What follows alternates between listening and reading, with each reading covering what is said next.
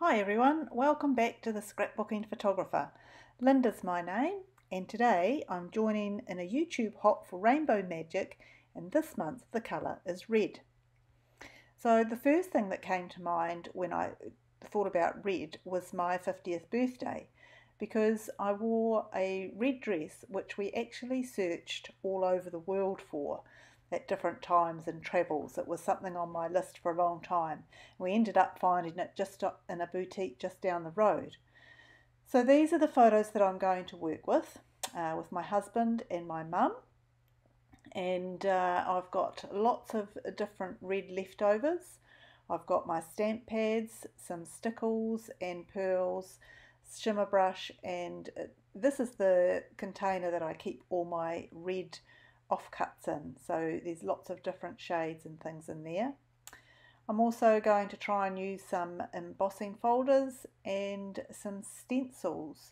So I've got a bit of a picture in my head of what I want, but I haven't planned it particularly. So let's see what we can come up with.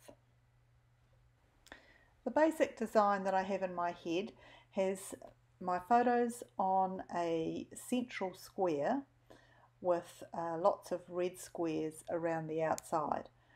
So the first thing I'm doing is trimming the central square to 9 inches on each side, and I'll come back and put the photos on it later, but this will just help me measure things on the black cardstock so that I get everything to work well. So I'll bring in a 12 by 12 piece of black cardstock, which is going to be our bottom piece, and then this one is going to be raised on foam tape, and I'll have squares all the way around and looking to put 4 on each side, which means they'll be just under 3 inches square, which will leave a slight shade of black coming through, so framing the 12 different red squares. So bringing out my bag of red offcuts, I'm only going to choose one of these that's already patterned, and then I'm going to use a couple of different shades of red to apply my embossing folder or textures to. We know that the 12 by 12 black cardstock is in fact 12 inches each side. So to have 4 on each side, each one is going to be cut at 2.78, and that will give me enough space just to have a little black coming through. So I'm just going to box on and cut out a few different shades of red from my box of stash. And of course the best thing about using the candy apple from Close to My Heart is that I can get 2 for the price of 1 by turning it over and getting the lighter side. So just trim through there, and they're not going to be 12 different pieces, so it's going to be a collection of different offcuts, a little bit like patchwork.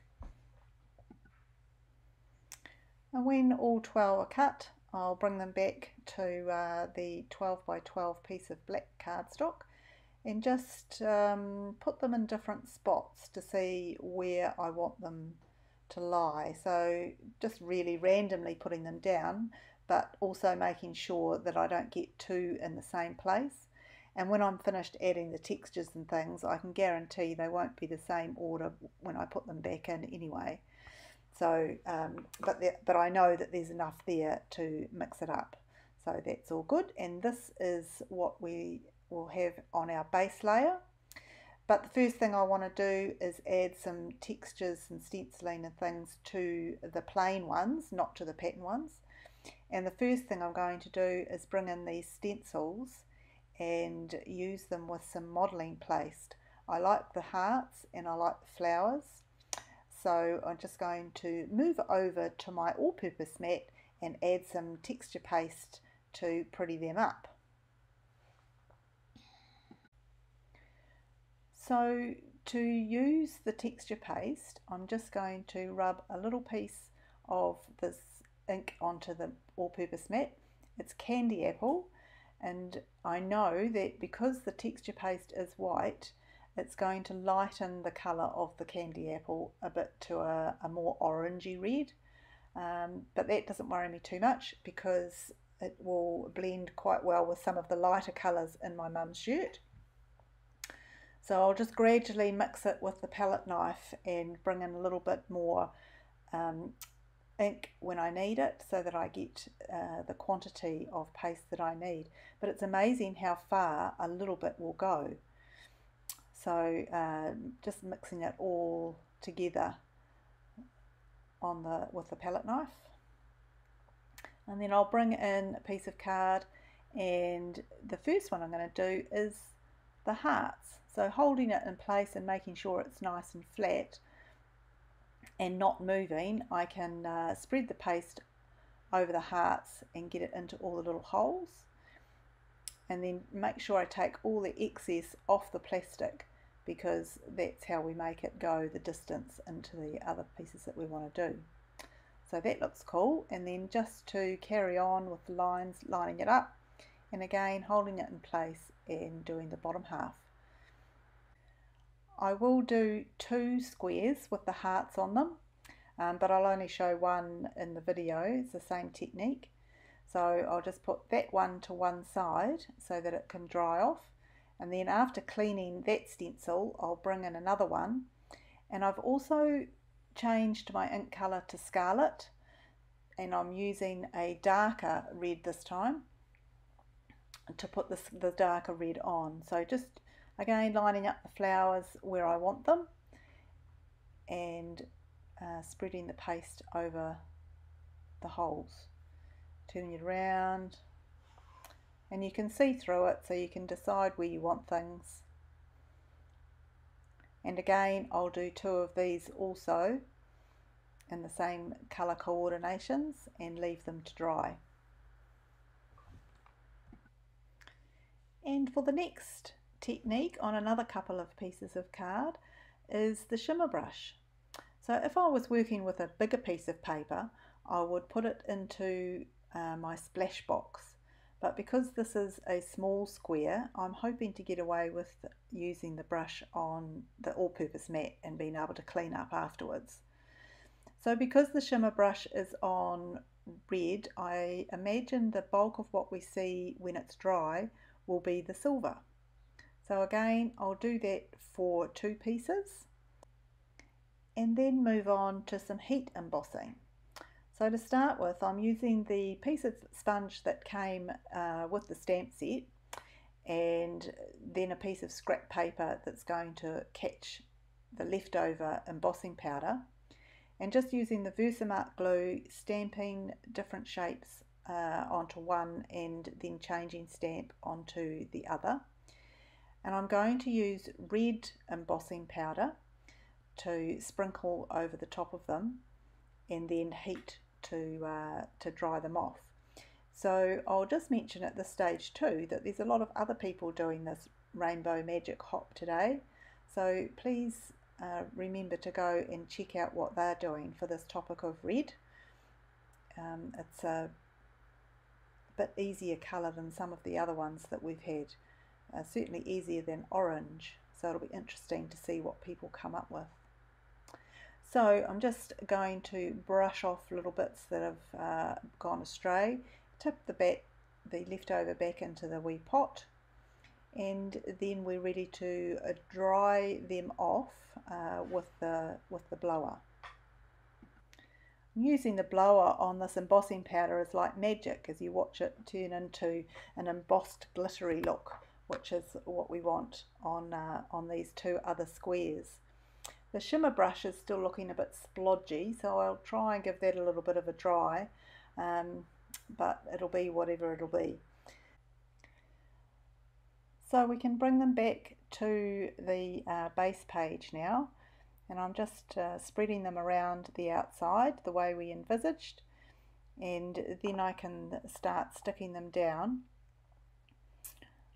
And I want to make sure that they're nice and straight and also got the same even space between them to let the black show through so that they look like they're framed. So I'll use my T ruler just to make sure that everything is in line and nice and even. And then when I come back to the end, they should look all good. So fast forwarding to when all the sticking's done, that's what we get, which is what we wanted. And so now it's time to work on the 9-inch square that's going on top of that. So bringing the photos in, I really want to have my red dress bottom left and top right and in the middle. So there's some cropping to be done here. And I end up cropping the 2 corner ones into squares and then narrowing the one in the middle to take away the background distractions. So I'm just mounting that middle one in black so that it looks the same as the others. And when I finally get to adhere it to the page, I'll put it on raised dots to help highlight it and bring it out from the background.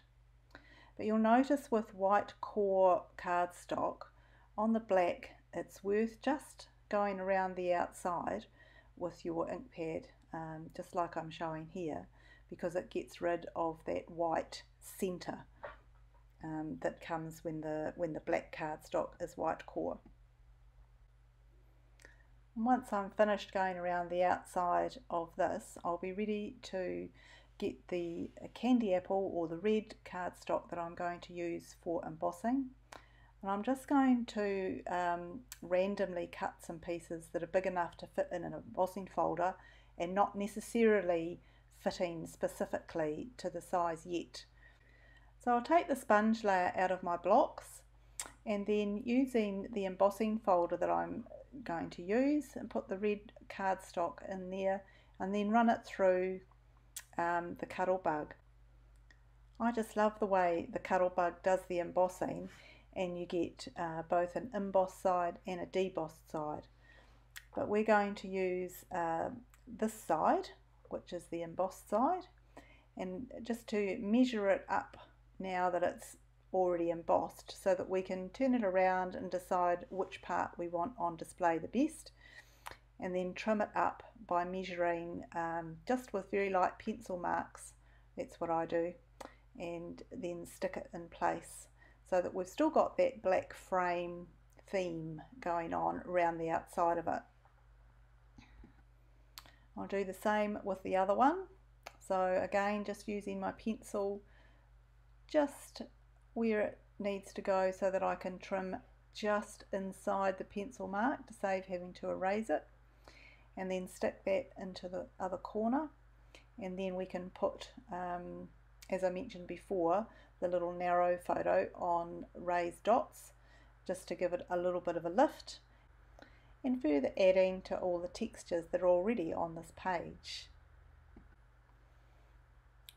So then the 9-inch square is ready to put on with the foam tape.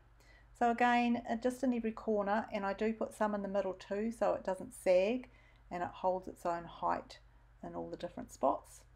And then bringing it in, putting it over the top, and just using the grid and the measurements on the Versamat to make sure that I come in 1.5 inches each side. I've prepared a title through Design Space on my Cricut and printed it or cut it out in red, and also made an offset to fit around the outside and cut that in black, so bringing the black and the red in.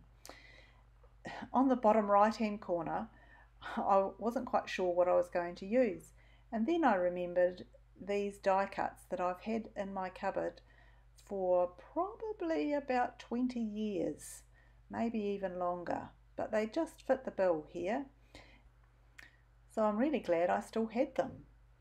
So the last thing to do after that is just to add a couple of gems on the top left hand corner and underneath my photo. So that's my project for red. Please check out everybody else's as well, and also if you've liked what you've seen, please subscribe to my channel, it would be much appreciated. I'll have some close-ups of my project to follow. Thanks for watching.